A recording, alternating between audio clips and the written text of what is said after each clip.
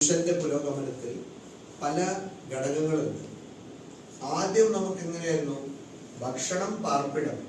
അന്ന് വസ്ത്രം അത്ര ആവശ്യമുണ്ടായിരുന്നില്ല. പിന്നെ കൃഷിയായി, പിന്നെ നമ്മൾ തന്നെ ഭക്ഷണം ഉൽപാദനം ചെയ്യാൻ തുടങ്ങി. പാർപ്പിടവും പതിയെ പുരോഗമിച്ചു വന്നു. പിന്നെ വസ്ത്രധാരണം പുരോഗമിച്ചു വന്നു. പിന്നെ അത് കഴിഞ്ഞിട്ട് ഭാഷ വന്നു. ഭാഷയിൽ സർഗാത്മകത സൃഷ്ടി വന്നു. അങ്ങനെ പതിയെ നമ്മൾ വളർന്നുകൊണ്ടിരിക്കുന്നു. ഉൽപ്പന്നം അത് വലിയൊരു സംഭവമാണ്. പിന്നെ ഭരണം, ഭരിക്കണം.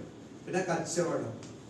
ഇപ്പൊ നമ്മൾ ജീവിക്കുന്ന യുഗം ആശയങ്ങളുടെ യുഗമാണ്. Knowledge age, age of knowledge.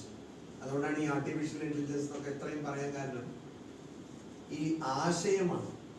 ആശയമാണ് ശരിക്കും ഒരു വ്യക്തിയെ, ആ വ്യക്തിയുടെ സ്വഭാവം എന്താണോ ആ സ്വഭാവത്തിലേക്ക് എത്തിപ്പിക്കുന്നത്. അപ്പൊ ഈ ആശയം വളരെ പ്രധാനപ്പെട്ട കാര്യമാണ്. ഒരു വ്യക്തി വിദ്യാഭ്യാസം ആവശ്യമില്ല എന്ന് വിചാരിച്ചാൽ ആ വ്യക്തിയുടെ ജീവിതം, ഞാൻ വളരെ പ്രാഥമിക തലത്തിലാണ് ഇത് പറയുന്നത്. അങ്ങനെ വീട് വേണം, പിന്നെ കുറച്ച് ചുരുക്കം ചില ആൾക്കാർക്ക് ജീവിക്കാൻ ഒരുപാട് സ്ഥലം വേണം, ഒരുപാട് ഭൂമി വേണം, വെള്ളം വേണം. പ്രകൃതിന്റെ അത്ര സമ്പത്തും നമ്മൾ ചെയ്യും. മറിച്ച് നമ്മൾ പ്രകൃതിക്ക് എന്താ കൊടുക്കുന്നത്? നട്ടപൂജ്യം.